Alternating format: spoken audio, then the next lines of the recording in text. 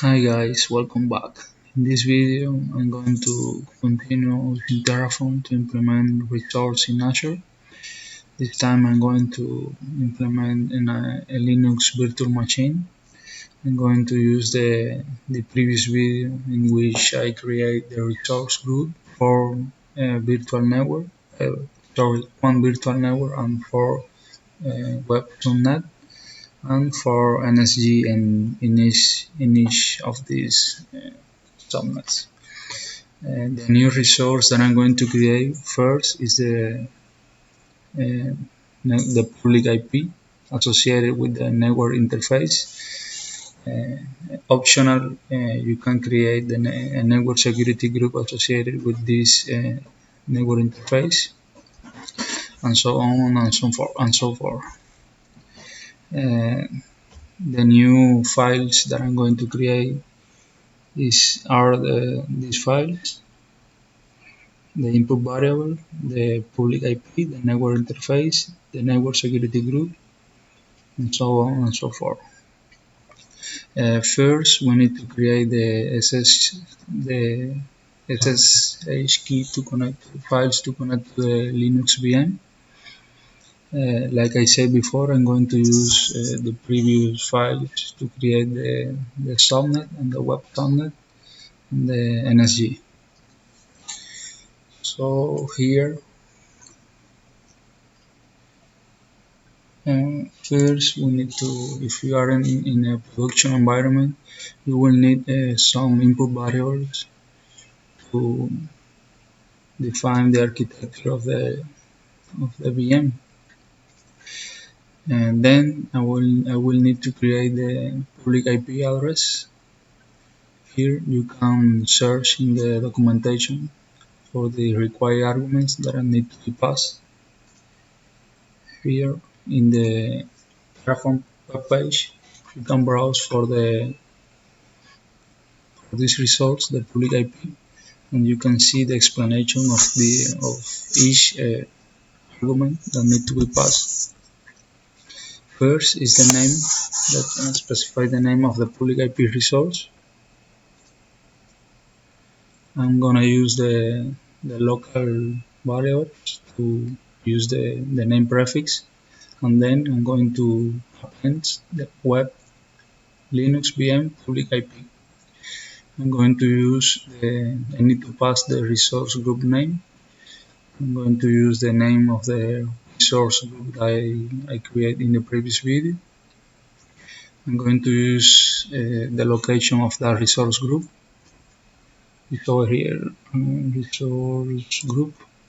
You can see here that the name of the instance of this resource group is RG.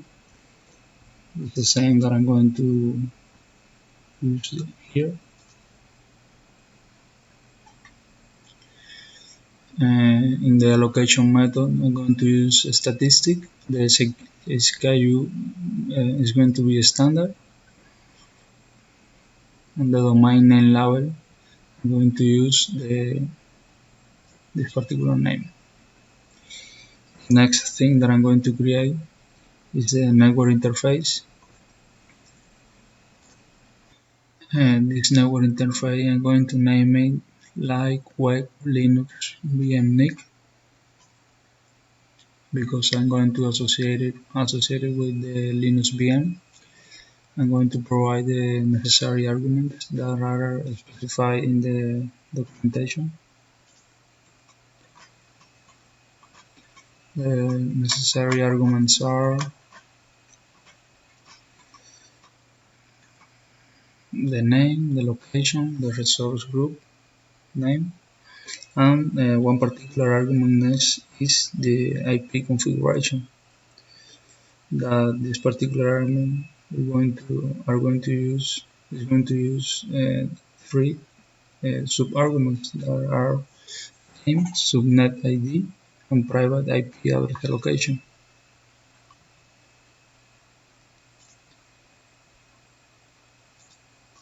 You can specify another IP configuration if you like. Here, if I press Control space, You can see here that this IP configuration block, and you can configure another IP configuration for that particular network interface. But I'm not going to do that in this video. So you can see here uh, how I configure this. Another resource that I'm going to create, that is optional by the way, is the VM NSG associated with the network interface card.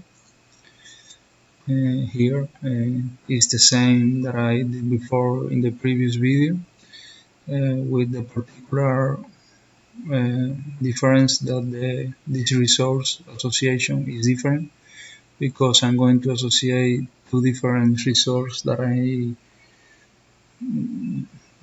associated before.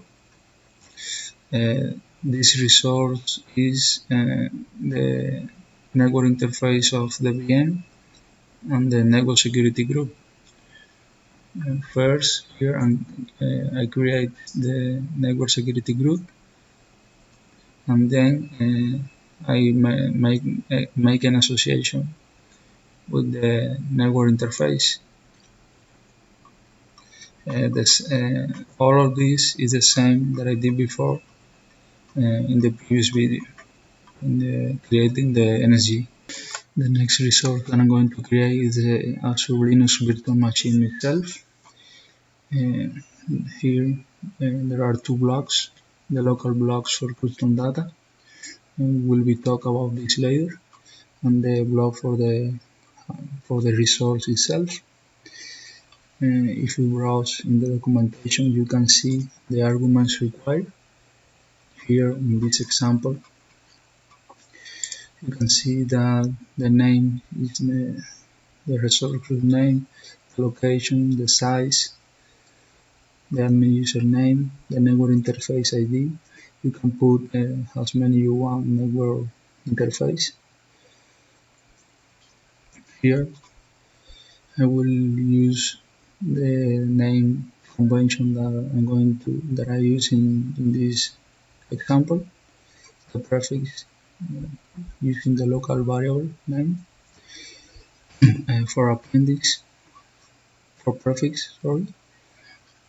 I'm going to use the, the name of the resource group that I create here, the name. I'm going to use the same location as the resource group.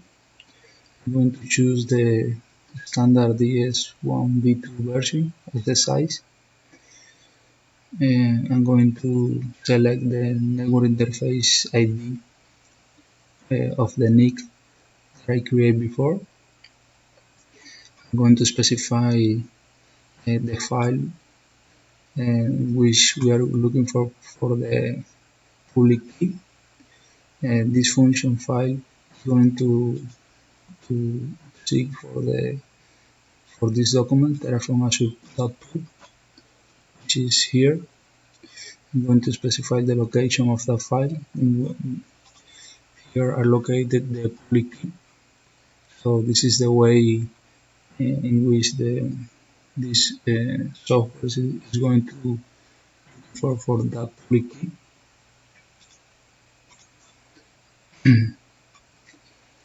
I'm going to select the storage account type as the standard ROS, local redundant storage. And this is going to save 3 copies of our storage account in the same data center. I'm going to specify the source image reference. Finally, we are going to use the custom data to provision our Linux VM to be used as a web server. Like I said before, we are going to use this VM like a web server. So we need to provision the necessary package to use like that. How am I going to do that is using the custom data. Here in the documentation, you can see that the custom data that is optional, and the base 64 encoded custom data which should be used for this virtual machine, changing this force a new resource to be created.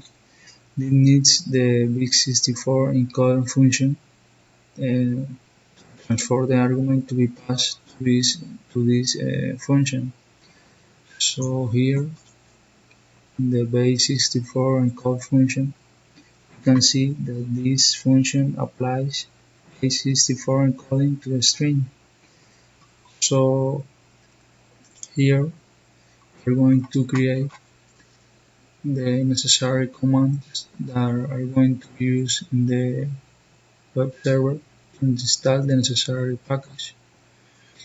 Between these two lines of custom data, we are going to provide these commands.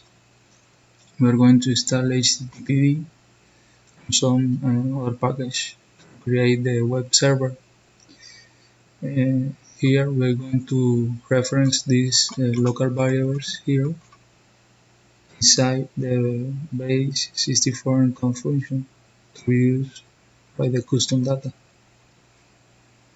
So using Terraform, we have completed all the resource creation. So now let's go ahead and then execute the Terraform commands and explore all the resources. Whatever we are going to run the command Terraform init,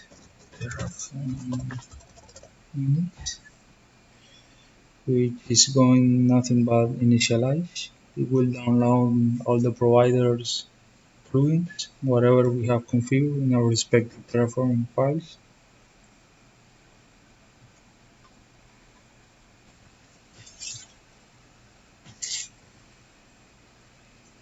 And now we'll run Terraform validate to see if there are any syntactic errors. We will run Terraform apply.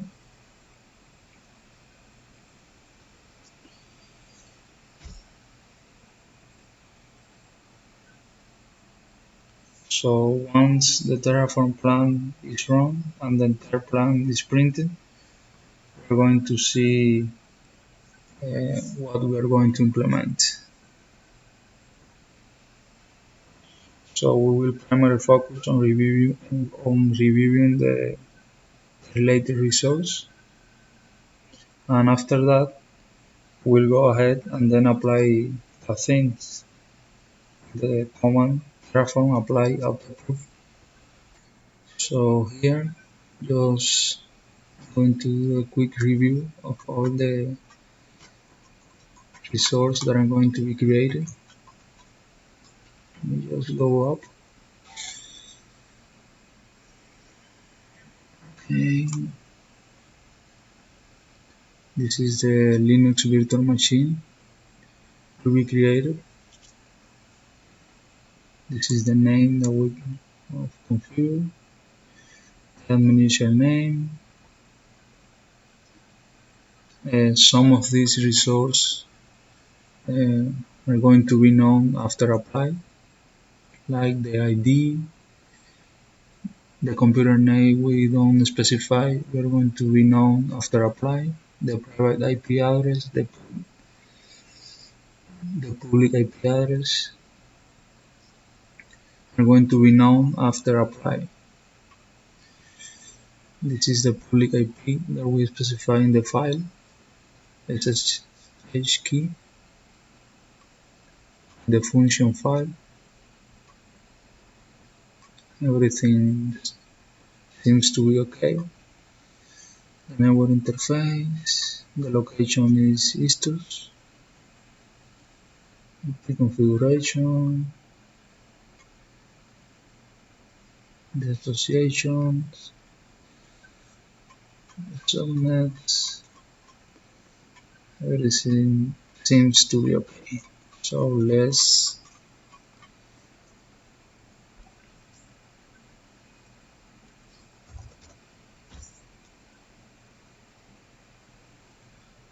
create a random string for the names. Let's wait a few seconds.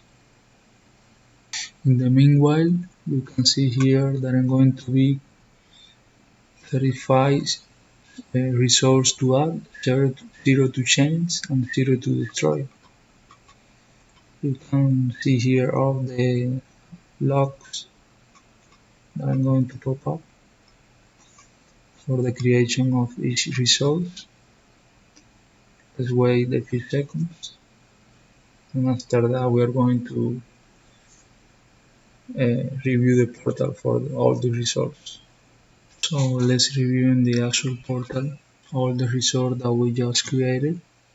You can see here the name of the resource group, and inside will be displayed all the resources that we just created.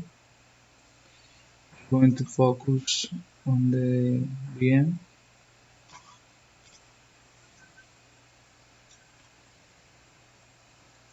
Here you can see the operating system is the Linux Red Hat as we specified, the size standard, the public IP address. Everything looks perfect. You can see here in the working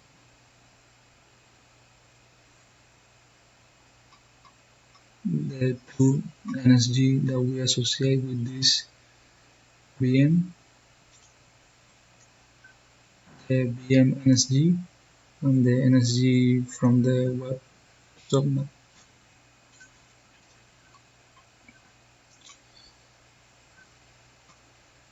Everything looks good. Looks good.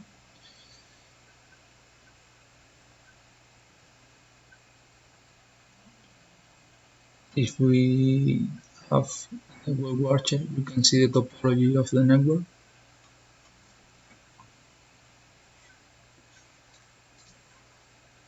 You can browse for all the resources.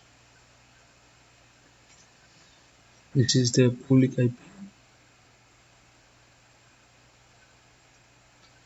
Everything is okay. Next step, I'm going to connect to the Linux VM server. So let's do it.